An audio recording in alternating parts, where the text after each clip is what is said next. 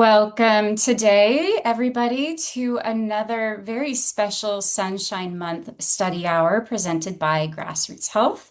I'm happy to have Dr. Leigh Frame here as today's featured scientist. So let's go ahead and start sharing our slides.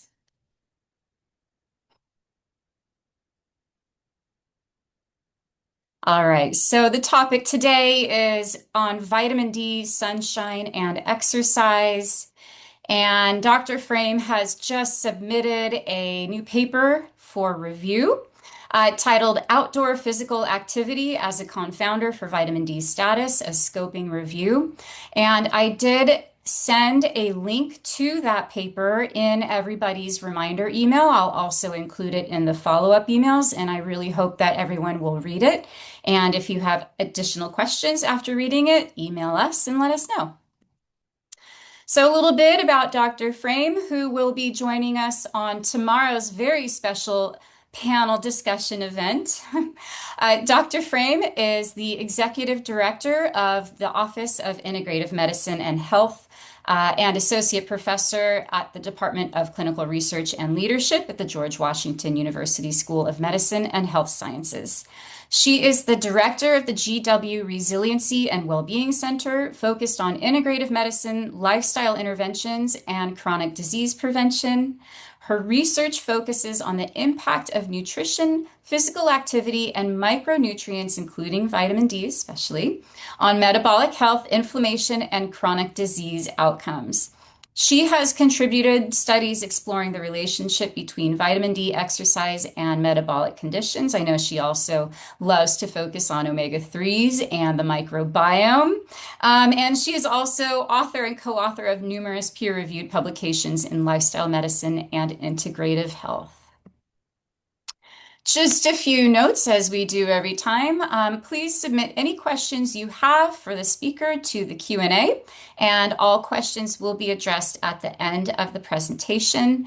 Yes, we will be recording this webinar, and it will be posted to our website and our YouTube at a later date. Hopefully, it will be included up in time to be included in your Zoom follow-up emails. So as always, I like to just remind everybody, Grassroots Health has been running the world's largest vitamin D intervention study where anybody can measure their vitamin D level and other important health markers from home and contribute their data to join the Vitamin D Action Study. And a few other really exciting announcements. We just recently had our online vitamin D education course approved for 11 nursing continuing education credits. So anybody is certainly welcome and invited to take this course. It's a very in-depth course on everything vitamin D and how to implement vitamin D, current vitamin D research into practice for yourself, for your patients, and for anyone else around you. So I really strongly suggest looking into that. We're offering a special 30% off for our launch of the updated course. It's actually turned out very beautiful. I'm thankful to our team who had the artistic talent to put it together. A little bit about Thursday's event, which starts at 11 a.m. Pacific time.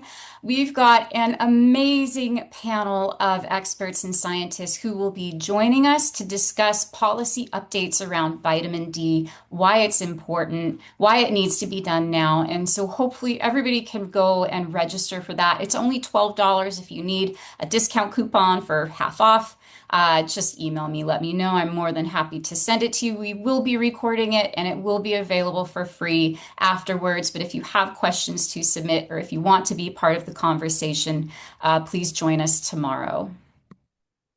Just a few other notes are another upcoming event that we have, another special Sunshine Month Study Hour with Dr. Cedric Garland, who is our PI for our study and one of the original scientists founding Grassroots Health. And he's going to be talking about his research that he's been doing since, I believe, the 70s on the relationship between UVB sunlight and cancer incidence. And I'm talking cancers such as breast cancer, colon cancer, and many other cancers. You see a really incredible relationship between the amount of UV exposure and the incidence of those cancers. So it's going to be a really great webinar with Dr. Garland.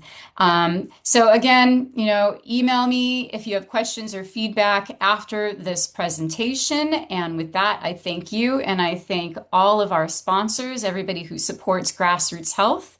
And then now I will go ahead and turn it over to you, Dr. Frame. Great. Go ahead and share my slides here. Okay, very excited to be here. Thank you for having me. I am always excited when I get to talk about vitamin D. It's definitely one of my passions. And this is sort of a different take on it, but in keeping with my background, it's really about looking at the research design, and asking, was the research done the best way it should have been done? Do we know the answer because we did the research right, or do we not know the answer because we were missing little pieces in the research? So that'll be kind of the thread that holds this all together. But first, a quick shout out to my co-authors here, my research partner, Dr. Patrick Kaur, Dr. Aliyah Badawi, and Dr. Stephanie Vu, who were medical students at the time that we first started this, but now are in their residency. Okay. So what are we going to talk about today? First, we'll talk about the translational gap. So why vitamin D looks so great in observational studies, but often fails in clinical trials. What's going on there? Then the confounding question. Could physical activity be skewing our understanding of vitamin D? Is that one of these missing pieces? We're going to talk about our scoping review findings. We looked at 155 studies through 5 databases, and it's really a global scope of what do we know about physical activity and vitamin D. And then we're going to talk about that actual interplay. How do these things play together? How do they interact? And we're going to talk a lot about complexity, which those of you who work in the vitamin D space will be quite used to, unfortunately. It is not always super straightforward. And then the practical takeaways. So what does this mean for you? How do we do better science? Okay, first, the translational gap, which I'm calling the frustrating translational gap, because we see so many beautiful observational studies that just show very clearly a strong link between low vitamin D, poor health, and conversely, high vitamin D and better health. It just seems so consistent and strong. But then when we try and do randomized controlled trials, it's like we're missing something. In many cases, they just don't seem to show either the same strength of effect, or there's not a lot of consistency in the studies. Some trials show that it's very beneficial, other trials show that maybe it's only beneficial in a subpopulation, and understanding why that is. And so the core question for this particular research is physical activity an unmeasured third variable that helps explain why vitamin D looks so beneficial in observational studies, but not always in trials? And the hypothesis here is that, physical activity leads to outdoor sun exposure, which can increase vitamin D, but then it also leads to cardiorespiratory fitness. So as part of this effect that we're measuring here, actually also due to fitness, right? As in anything with well-being, it's not just one factor that's protective. It's having all of these different factors that are protective. So about this scoping review, we had the 5-stage framework from Arksey and O'Malley as our approach. The first step being to identify research questions. The second, to identify relevant studies, then actually look at those studies and select them for being a good fit. Then we charted the data, and then we summarize and report it. And all of this is aligned with PRISMA guidelines. These are the 5 databases we searched, very typical ones in this space, and we did pre-register our protocol, both as a preprint, and then we presented it at the American Society for Nutrition's Nutrition 2023. Okay, so I already told you 155 studies. This is not a small number of studies. So in theory, we should be able to have a good understanding of what we're actually looking at here. But just to give you an idea, as we started off with almost a little more than 3,500 studies. So we had to do quite a lot of legwork to get to where we are today. Because you might say, oh, well, if the search was finished in 2023, why aren't you done already? Well, we are actually in the process of updating it with the latest studies that have been done in the last 3 years, just to make sure that nothing has changed radically. But I will tell you that's not typically how the literature works. You don't see these radical changes until we kind of identify problems and actually shift, which is what we're hoping the scoping review will do. So what type of studies did we have? Most of them were in adults only. Most of them were cross-sectional, which those of you who know about study design will say, okay, that's kind of problematic because we know that things like health outcomes happen over a longer period of time, typically not just in one snapshot. And the majority of the publications are from 2011 to 2023. And those of you in the vitamin D space will recognize 2011 was when the new IOM guidelines came out. So there might be something to that it kind of sparked this interest in research in this space.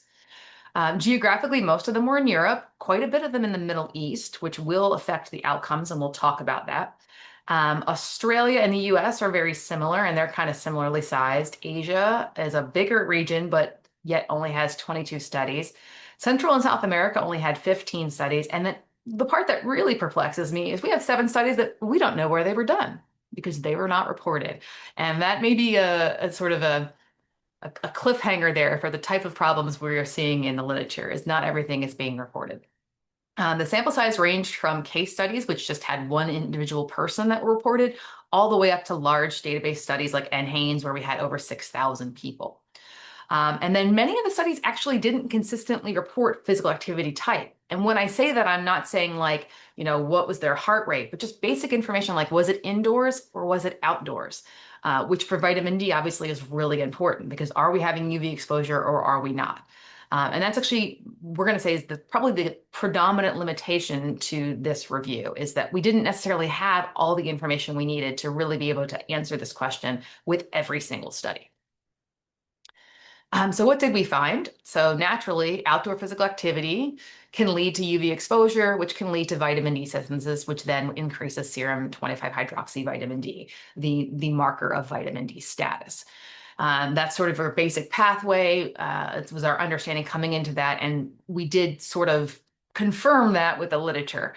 The most consistent finding was actually in only 16 studies, but they found a protective effect of outdoor physical activity against vitamin D deficiency, which following this pathway makes sense. So people who were more physically active typically spent more time outside and thus made more vitamin D. However, there is some confusion, some confounding there. A small number of studies actually found that vigorous outdoor physical activity, so very strong physical activity while outdoors, was linked to lower vitamin D. You sit here and you scratch your head, and then we think, well, it's probably this is actually due to unreported confounders, right? Were they using sunscreen? What type of clothing were they using? Or even what is their body composition, or melanin concentration? There's probably some sort of confounder here that was not actually reported, that is not allowing us to figure out why in this subset we're seeing lower vitamin D status. You could see where perhaps, if someone's like an ultra marathoner, they're probably wearing those sun protective clothing because they don't want to be able to, or they aren't able to reapply their sunscreen. So thus they're less likely to actually be getting UV exposure and making vitamin D. Okay, the next big finding, and this one maybe is a little bit less obvious to people, is that vitamin D actually enhances physical performance. It supports musculoskeletal health, and because of that, it could actually create a feedback loop. So like if you're doing better at the physical activity that you enjoy because you have sufficient vitamin D status, you could see where maybe you want to spend more time being physically active. So it could eventually be a positive feedback loop. And things like muscle strength, balance and fall protection, and injury risk reduction, again, are all going to also support that, right? You're going to be able to be more physically active when you aren't having these other issues, like, for instance, injury. So there's a potential that actually vitamin D is an important part of physical activity, in addition to physical activity leading to vitamin D, at least if the physical activity is outdoors. And then here's one of those classic problems in sort of public health, but nutrition particularly, is there's a lot of overlap in the health benefits of both of these, right? So vitamin D is known to be supportive of metabolic health. It's known to be supportive for immune function and bone health. On the flip side, physical activity is known to be supportive of, metabolic health, immune function, and bone health. So there's a lot of overlap in the benefits of vitamin D and physical activity, which makes it actually kind of difficult to tease out which is coming from either one, or is the contribution together stronger, what we would describe as synergism, right? So having sufficient vitamin D and physical activity is actually more beneficial than either one alone. It's entirely possible mechanistically, but at this point, we're having a hard time teasing that out, in part because of this overlap, but also in part because of the study designs, which we'll talk about. So why can't we separate vitamin D from exercise? Well, first, we've got the fact that there's outdoor physical activity. So when you are being physically active outside, you're increasing your sun exposure and thus your vitamin D, but you're also improving your cardiorespiratory fitness at the same time. And so which one of those is causing the benefit becomes somewhat unclear. Then your cardiorespiratory fitness also correlates with your health span, right? How long you are healthy, similarly to vitamin D. So again, we're having that overlap. Then sun exposure actually provides a lot of non-vitamin D benefits. And you may or may not be aware of that. It's really important for circadian rhythms, nitric oxide production, endorphins, many, many other things, which is part of the reason many people believe that looking at vitamin D as the benefit for sun exposure is insufficient because there's so many other things that sun exposure actually do. And so we sort of need to think of it more in a system, like you're getting all of these benefits from sun exposure, which are going to be much more powerful than the benefit on any one individual measure alone.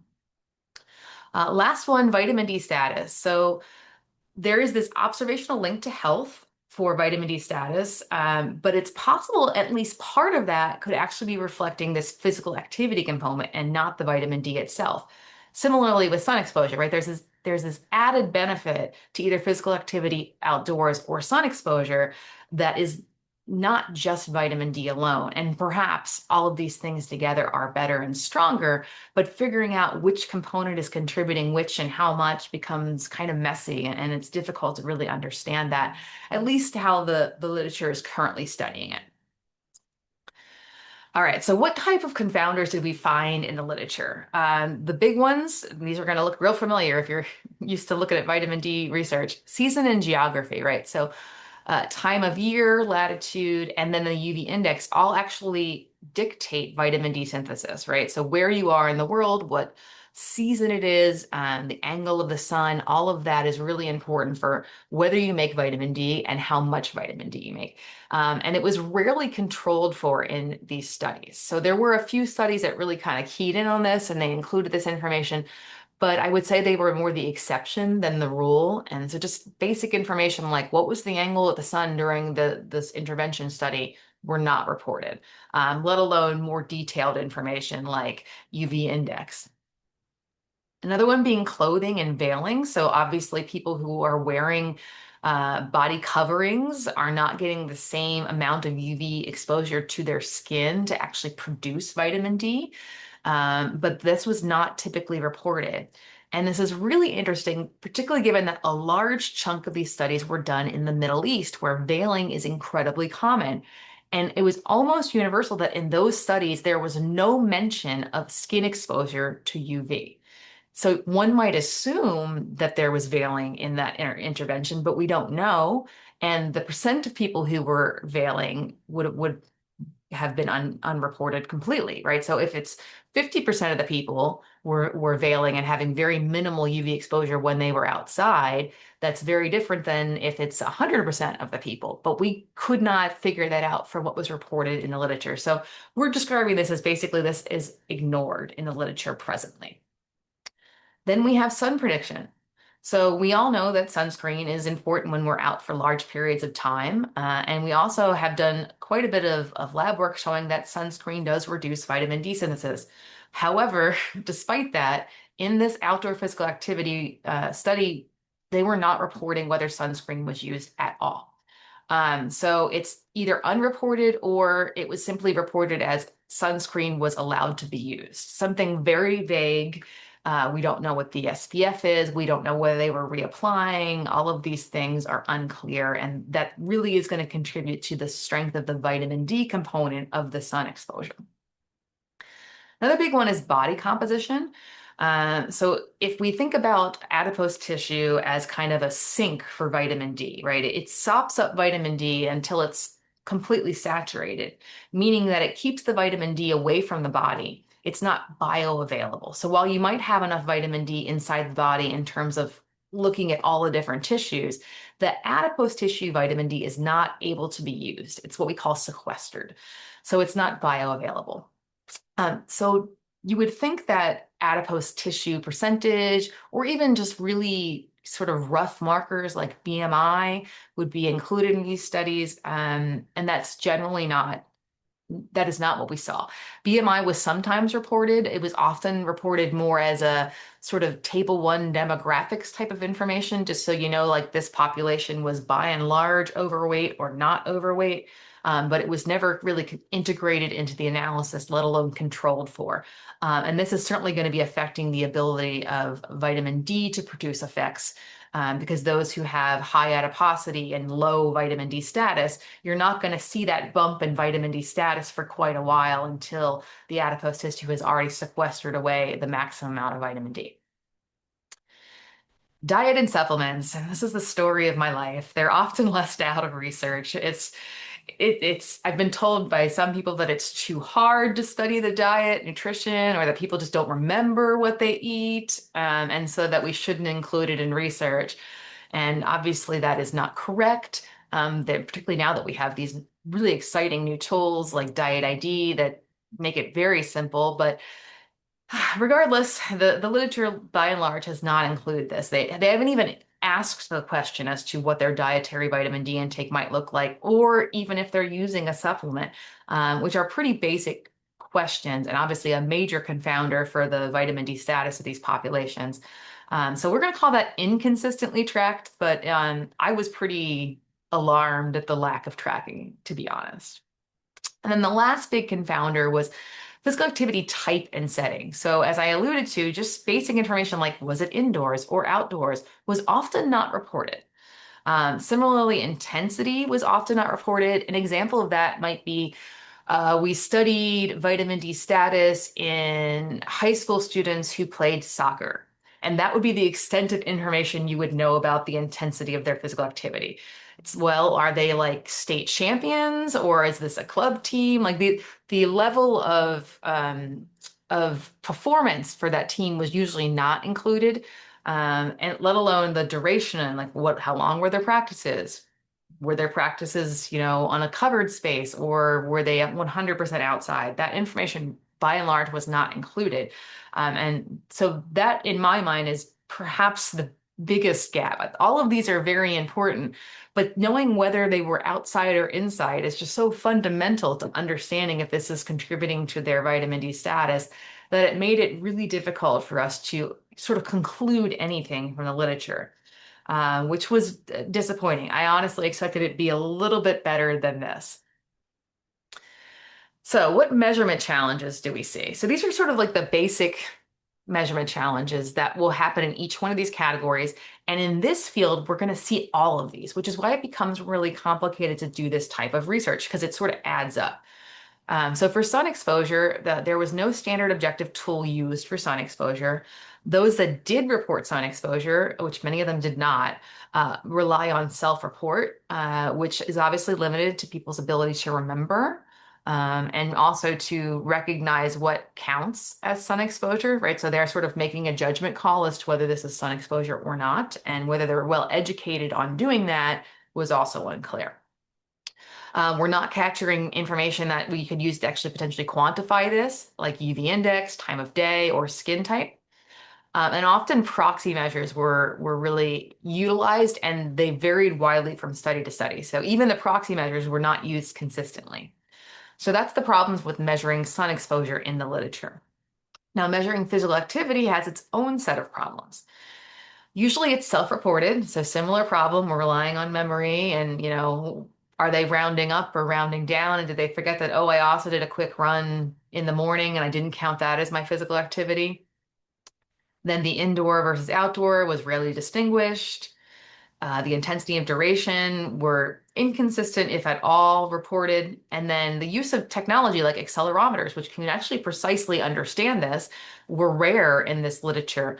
And I think part of that maybe as these are becoming much more common, in particularly because people have them themselves, and now the study doesn't need to provide them. I think the accelerometers are going to become more common, and you could sort of start to see that happening in the literature.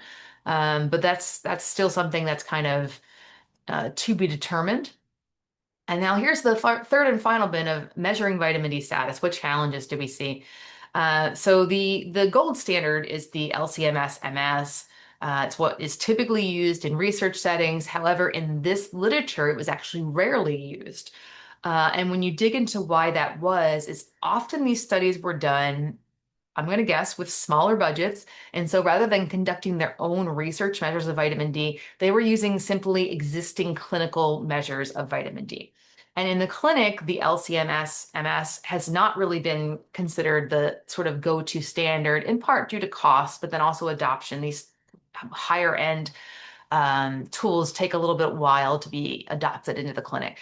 So we're not seeing, like the best methods for measuring vitamin D in the literature. And what we typically saw were a lot of immunoassays, which are known to vary a lot from lab to lab, which means that it's hard to actually compare those studies to each other, because even if they're using a similar assay, it may not be directly head-to-head comparable if they're run in different labs. And on top of that, about a quarter of the studies actually failed to report which assay they used to measure vitamin D at all. Uh, it's really shocking, but I think, again, part of this goes back to the fact that they are using clinical measures that were just happen to be available in the individual person's chart already. And they were not necessarily thinking of it as, sort of what is the best method for measuring vitamin D, because they were just collecting the information they happened to have. That being said, obviously reporting that technique would be incredibly beneficial and probably is information they could have obtained if they saw that it was of value, and perhaps they didn't understand that. And then finally, the results are not directly comparable across methods generally, right? So if we have immunoassays and then we have the LCMS-MS, you can't just necessarily compare those together.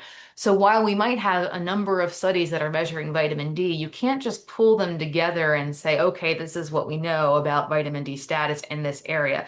So it makes our research actually much less powerful. Our sample size is much smaller because we had to look at individual bins instead of being able to pull everything together, which is part of the reason we weren't able to do any meta-analysis for this research. Okay, so what are the big things that are missing in the literature? The first one is standardized reporting guidelines, right? So we need to all be able to agree on what should be reported. How should we report the information we are doing in this research? And that will allow us to actually determine the magnitude of confounding between these three factors. And this is my proposal for what it should be. So details on physical activity like the type, setting, intensity, and duration.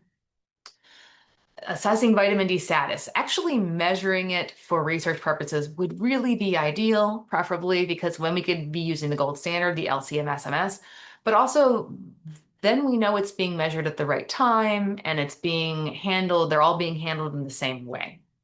There are other ways to standardize vitamin D measurements as well as using the NIST reference standard material. And so if you use something like that, it now becomes very easy to measure results across studies because you can actually measure them to ground truth.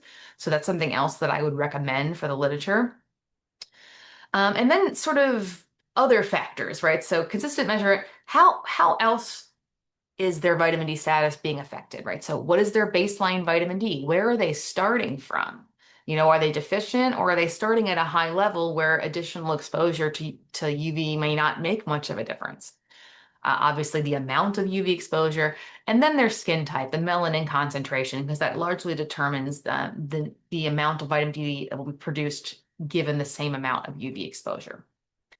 And then finally, what I'm calling the related variables, sort of dietary intake, adiposity, how much adipose tissue is there to soak up extra vitamin D, sun protection, and then the circadian and physiological benefits. So sort of all the other benefits that we know happen from sun exposure, because those are also going to be contributing to these effects.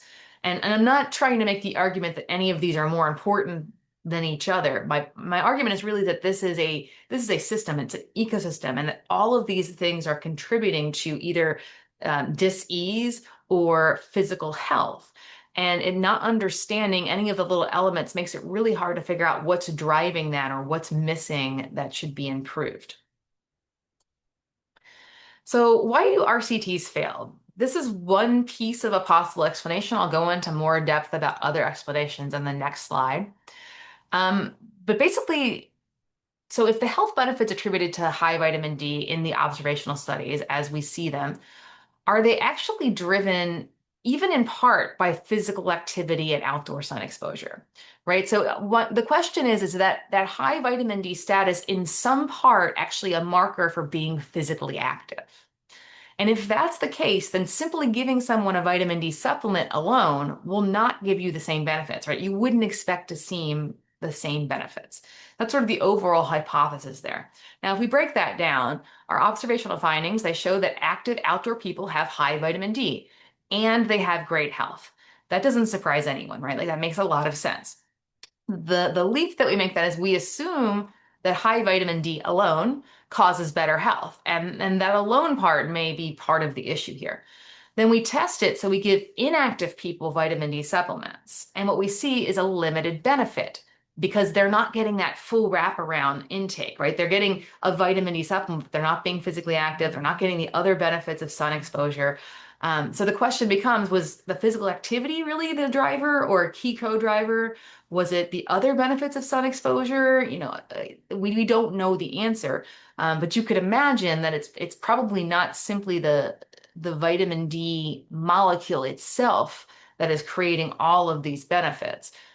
It certainly contributes to them, but if you want to see these really large effect sizes like we see in the observational studies, that perhaps you need to do more than just deliver a molecule.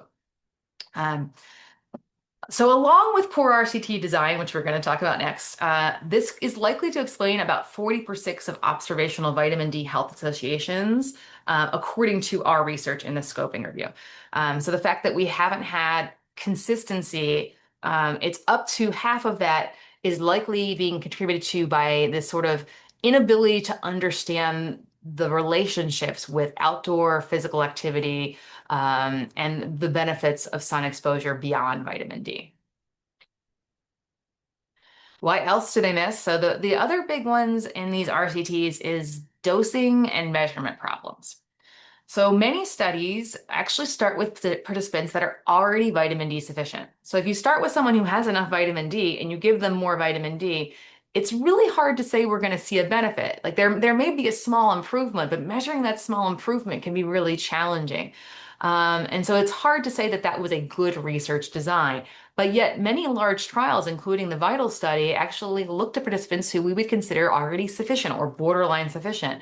In the VITAL study, in several studies, the average status was 28 to 31 nanograms per milliliter, which is, really close or borderline sufficiency.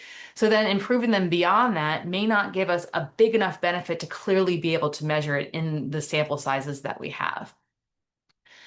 The other one being inadequate or untailored dosing. This one really grinds my gears, to be honest.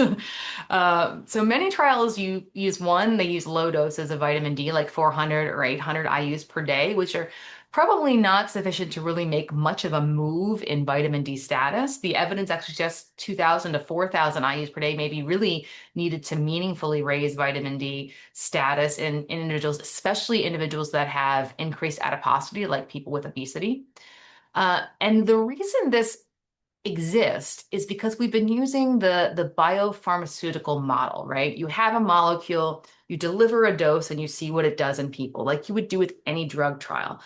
But nutrition is not a drug, and it should not be treated like a drug, right? If someone is coming in with a nearly sufficient vitamin D status, then perhaps 400 to 800 IU per day is actually sufficient.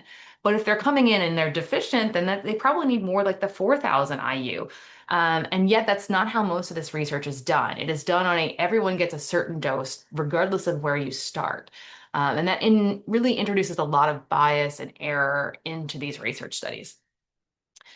Another one is actually, let's measure what their vitamin D status is at the end of the study. Did they actually achieve a meaningful improvement in 25-hydroxy vitamin D? So we would call that serial measurements, right? So following them over time and seeing how their vitamin D improves or not. And because of that, we can't confirm that the intervention actually worked, right? Just because you delivered vitamin D doesn't mean you actually made an improvement in vitamin D status. And so a lot of times we see these failed trials and everyone's like, oh, vitamin D doesn't work. but really they didn't actually meaningfully improve the vitamin D status of the participants, and so we wouldn't expect to see a large benefit that would be easy to measure. All right, why else do we have problems? Design and population failures. So these are sort of similar issues. There's wide variability in person-to-person response of vitamin D. And this has been really well studied. It's not something that we have to just throw our hands up and be like, oh, I don't know what we're going to do with these people. We could sort of predict, or we could have what I like to recommend, which is an adaptive study design. So you figure out where someone is baseline vitamin D, you give them a dose that has been predetermined, and you see how they respond to it. And then you adapt what their dose is. So really the goal of the study is to get them to a certain blood concentration, a certain vitamin D status, rather than just delivering some standard dose to everyone. And that is unfortunately not common in science because it's overly complex and it becomes very difficult to say that you've done the same thing with every single person. But clinically, this is what we should be doing. We should be treating to a certain blood concentration, or titrating the dose is the terminology, but that's not what we've been doing in the literature. And so we know that things like body weight, genetics, the gut absorption, whether their gut is leaky or not, as well as their baseline status, all affect how they respond to the same dose. And so a one-size-fits-all dosing approach will not work. But more importantly, it's going to obscure real effects in subgroups. So there's going to be some people who are actually going to have a meaningful response, and we are going to miss them in the noise of everyone else. All right, and one more problem, short trial duration. So many of these studies are run at most 1 to 3 years, which sounds pretty good actually when you think about a nutrition study. Those are not terrible. When you think about the outcomes that we're looking at, often we're talking about cancer or cardiovascular disease or cognitive health. Those develop over years to decades. So can we really meaningfully measure a difference in them in just a 1 to 3 year study? It's likely that they're too short to really be able to measure these effects, despite the fact that they are likely there, given our understanding of the mechanisms behind them. And then finally, sun exposure is not controlled during a lot of these studies. So while they're being given a vitamin D supplement, we don't know if they're going outside, how much they're going outside. Is the control group going outside more than the active intervention group? That's often not accounted for. So what it does is it actually dilutes the gap between the two groups, making it more difficult to measure the difference between them. So again, you might see a study that has, quote, null findings, meaning we couldn't find a difference between the two groups, but it may not be that there isn't a difference. It's just that we weren't able to measure it because the findings were actually diluted down by sun exposure. So in short, physical activity, it does have the likelihood of having confounding. You add that with these RCT design flaws, and you can really start to see where this translational gap comes from. But fixing one without the other is not going to be sufficient. So my argument is really you need to fix both of these to be able to actually get at the question of what is meaningful in terms of vitamin D intake for these different outcomes, and then how do we get people to the level at which will be preventative. All right, so in short, here's a key findings overview. So outdoor physical activity leads to sun exposure, which increases vitamin D status. That's consistently supported. Check. We can say that's there. Sedentary individuals have higher rates of vitamin D deficiency than active peers. Yes, we can confirm that.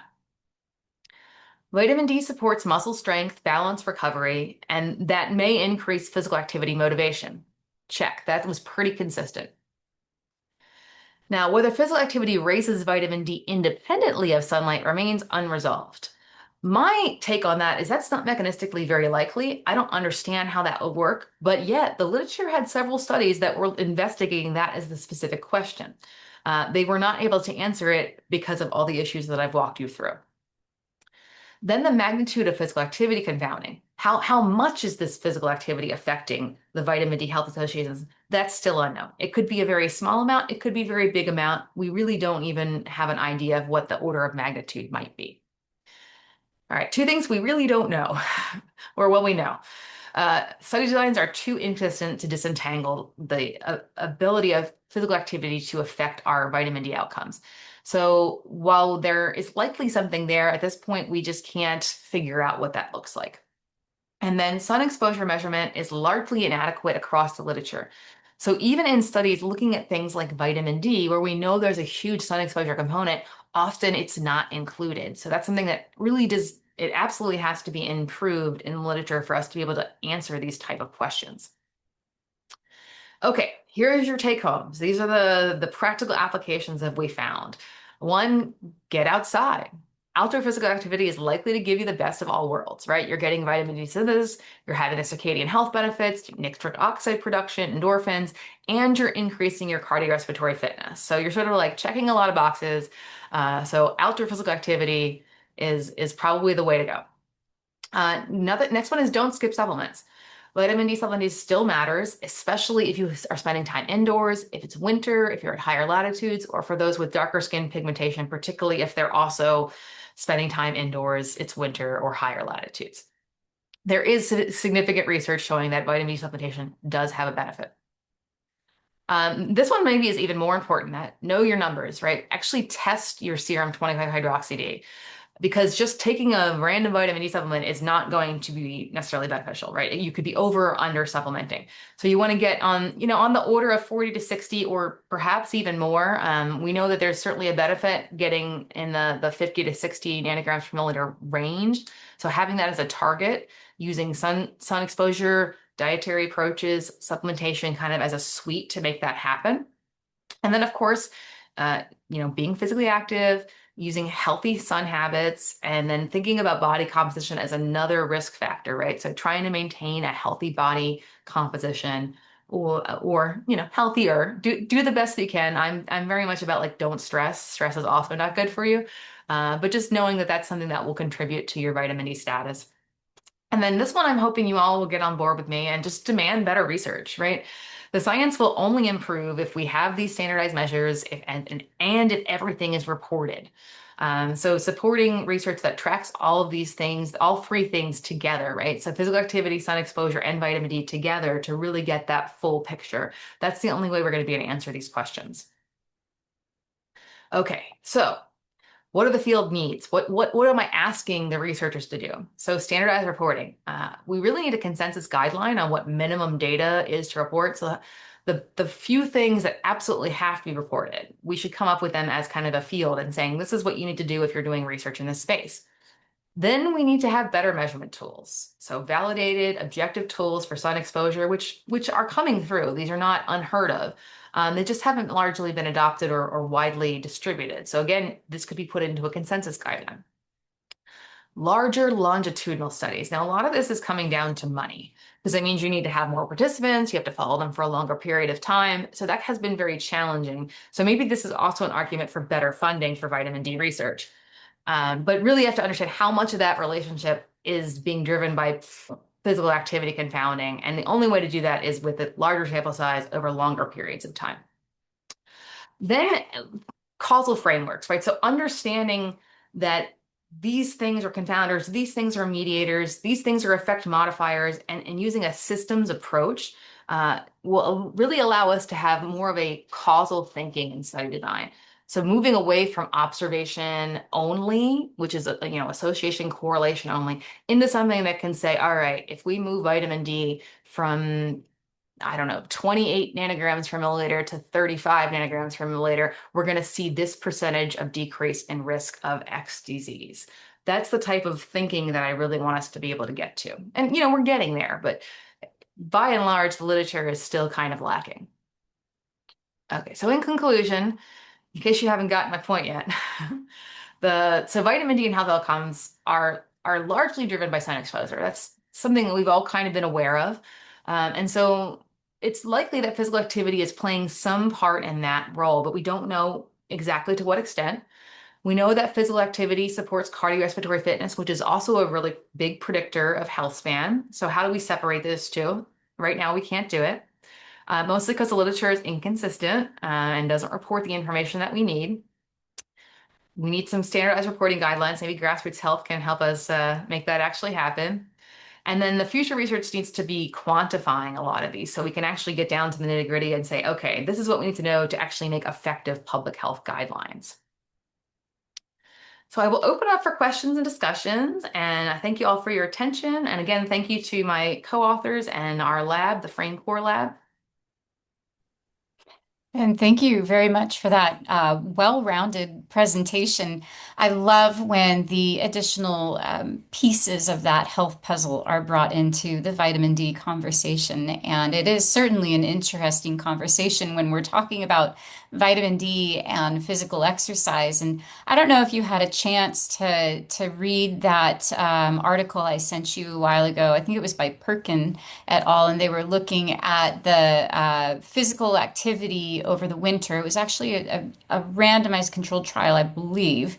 But they found that those who remained active throughout the winter, actually, their body was able to maintain the active form of vitamin D, the 125 or the calcitriol, better than those who were not physically active. So did you have a chance to read that article, and do you have any comments on it?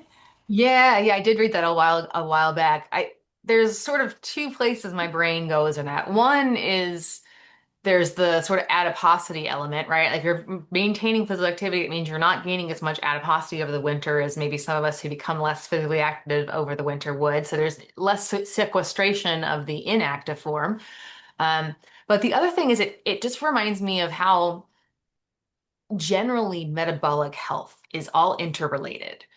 So when you are doing things that make you more metabolically healthy, they just promote everything that is good for you. And activation of vitamin D is part of our metabolism, right? And so moving it from the storage form to the active form is something your body needs to do actively. And when you are metabolically active, these things all just kind of happen. They just start to happen as you need them. Whereas when you become sedentary, it's almost like the body kind of it's hibernating. Things start to slow down and all of the pathways start to slow down. And um, that can be good in some ways if you need to conserve energy. But if you are, living in our modern society, that's generally not what we want to do, right? We want to kind of keep things at least some sort of humming along. That actually brings up an interesting question that I was asked during a presentation yesterday.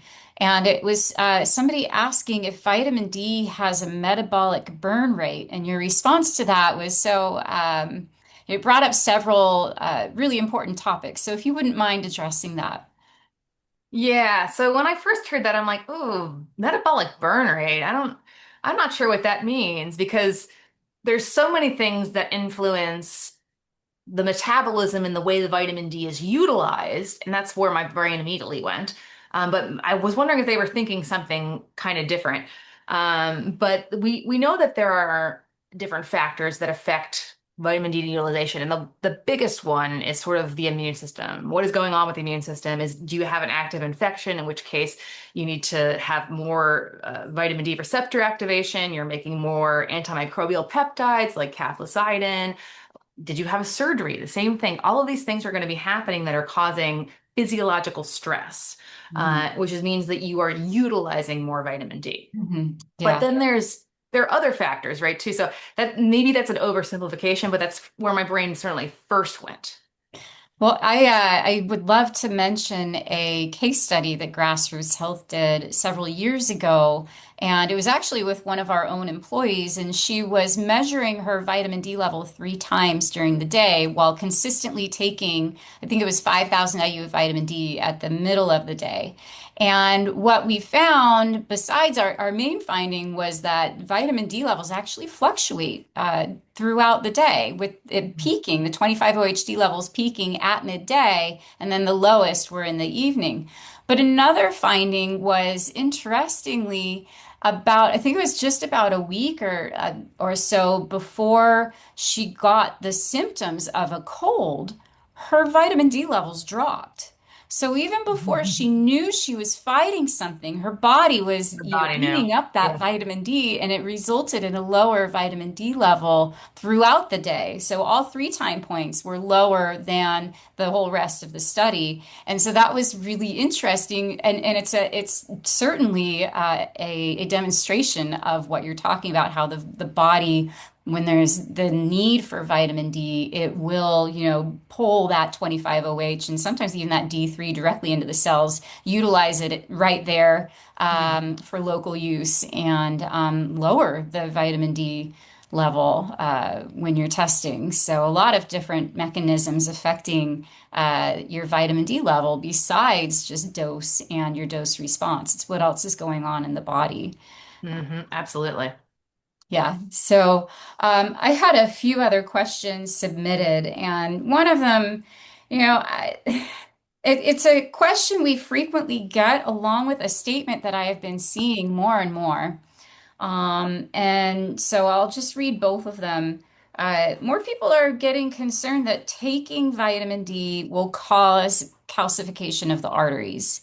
And this is often followed by a question regarding vitamin K2. So if we take vitamin D3, do we really need vitamin K2 and magnesium as well? Lots of people have been saying that we need K2 to reduce the risk of calcification and magnesium to activate the vitamin D3. Is this true? And, I certainly answer this question all the time, but I would love to hear what you say.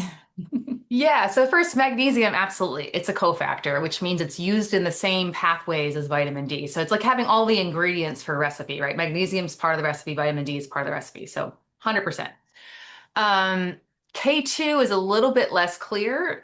In fairness, we only recently discovered K2. So we're still learning about it. I I know that the historic source of K2 in our diet is fermented foods, which people are not consuming any longer. So from a gut microbiome perspective, I think it's probable that we are not getting enough K2 and we should probably be taking it, but that's more of a hypothesis at this point. As far as calcification goes, there's quite a bit of literature behind this that anything that's in the sort of physiological range, meaning the amount of vitamin D your body would normally be exposed to from, say, eating foods like salmon or going outside, that calcification of the arteries is not a concern. The only concern would be if you were taking mega doses and particularly over long periods of time. Which, by the way, I mean, we're talking really, really high doses. Like vitamin D toxicity is actually fairly rare because we have the four different pathways of elimination of excess vitamin D. So it's hard to overwhelm all four of those. Um, so if you're at high risk of calcification, I would say, as always, consult your healthcare provider. But I would be surprised if any of them would be concerned about taking vitamin D within the realms that we are talking about. We're not talking about taking 200,000 international units a day, right? That's the level you would need to be at to be concerned of that. And I would be concerned about other things before I'd be concerned about that. So don't take crazy amounts of vitamin D. Now, whether K2 can help with those type of concerns or not, like I said, it's newly discovered. That's really unclear. And I think the people who are talking about that are really talking about it more as a hypothesis, as something that we think makes mechanistic sense, but has not been shown clinically. We do not have the studies that confirm that. That doesn't mean I'm saying, I'm poo-pooing K2. It's just like we just don't have the research yet. So hopefully that will be done, and then we'll be able to say, yes, K2 is beneficial for that, and making sure you have enough is a good idea. Right, right. And then there's other factors too, like are you getting too much calcium? And Yes. is there too much oxidation going on in your arteries? And, I don't Right. know if you have any additional comments on that, but again, you can't just look at just the vitamin D and K2 under a microscope. You do Yes. also need to consider these other factors. What do you think? 100%. I couldn't agree with that more. I am, in the integrative world, that's how we think. Like everything is connected. I know it's a crazy idea, but the whole body actually works together. And you can't really just pluck out one piece. Like even vitamin D, as important as it is, you can't just pluck it out and say definitively whether this is going to work or not. All you can say is this is maybe increasing risk or contributing. But understanding that whole suite, especially when you talk about cardiovascular disease, there's so many different risk factors. Some people just almost no matter what they eat, they don't seem to get high cholesterol. Whereas other people, if they, it really doesn't matter what they eat at all because they have familial hypercholesterolemia. They just are going to have high levels. And so understanding every one of those pieces is really important. And uh, from the literature, I'm feeling very comfortable with the amounts of vitamin D that we're talking about. But even in terms of the other wider risk factors, it seems like such a very minor contributor to even be thinking about. I think that there are way bigger fish to fry in it. Yeah, yeah. And I just had somebody write in a comment. and I believe he said it's from Dr. Haney. Those concerns are coming from a paradigm of belief that simply taking vitamin D3 raises calcium linearly without regulating. And while it simply isn't true, vitamin D enables efficient calcium absorption via highly regulated feedback loops of active transport. It never forces it. And yes, I do remember Dr. Haney saying that very consistently. Thank you for sending that in. Yeah. And I would also add that we're talking about sun exposure, then you really don't have to worry about any of those issues, right? Mhm. So if this is another reason where having multiple sources is really beneficial. Right. Yeah, yeah. And I do want to also just quickly mention that for anybody who is more interested in that topic, we did discuss it, or Dr. Sunil Wimalawansa discussed it a little bit in his vitamin D study hour, where we discussed the calcium to magnesium ratio. So some very interesting new research was discussed there. Okay, so I I haven't watched do. that. I'm gonna have to watch that. Yeah, yeah. Well, he's another one of our panelists in tomorrow's event, so I don't know if he's going to bring it up though. Okay, so here's another interesting question. There has been some information suggesting that pharma-made supplements are to be avoided, and we should aim for pure sun exposure to fulfill our needs in vitamin D. Some suggest that the test for vitamin D detects the pharma-made vitamin D, and so levels will end up reflecting how much supplement we take. Is there any validity in that? Um, and then she just mentioned what about also considering using cod liver oil? And I know that some of that is untrue, what she said, but I'm going to let Yeah. you address that first, and then I'll add to it if I feel like it. Well, I think Bruce Hollis would probably have a lot to say about this in terms of measurement. And yeah, we know that the measurement for vitamin D is the biological compound of vitamin D. And the reason that these pharmaceutical compounds are made is to actually directly mimic. It is the same identical compound, chemically speaking and physiologically speaking. So once inside your body, it can't tell the difference between whether it came from a supplement, it came from fish, it came from the sun. It can tell the difference if it came from a mushroom, because then it's D2, not D3. But other than that, yeah, they are identical, and there's no other way to think about that. And we all of the literature that shows that vitamin D is beneficial is done using that testing. Mhm. So I don't know where that comes from. It's an interesting concept. Yeah. But no, but again, even if that was real, again, this is the argument for having very different sources, right? Making sure you're getting a lot of exposure. And I'll also add that I think the dermatologist would lose their mind if you said they only get it from sun exposure, because there is the concern about overexposure to UV, and that is real. And so you have to be careful about overexposing as well. Now, the cod liver is very interesting. I'm personally not against the idea of cod liver because you're getting omega-3s, you're getting vitamin D, but you're also getting vitamin A. And in industrialized worlds like America, we're actually probably at more risk of too much vitamin A than not enough. So that is a little bit of a concern. Now, if we were talking about, sort of bush people or people who are living on the land, then I'm a little less concerned about having vitamin A overexposure. But in industrial food and then animal sources of vitamin A, it's very easy to have too much, and that actually can be incredibly toxic. So I personally do not recommend that people use cod liver oil for that reason, but it can certainly be done, particularly if you are monitoring your vitamin A status, right? If you're getting regular monitoring of vitamin D, vitamin A, and your omega-3 index, then you kind of see whether that cod liver oil is doing what it needs to do or not. Right, right. Interesting. Okay. Yeah, and I would love to add to that because there's been so many studies that have been done with both sun exposure and UV devices that have seen vitamin D level.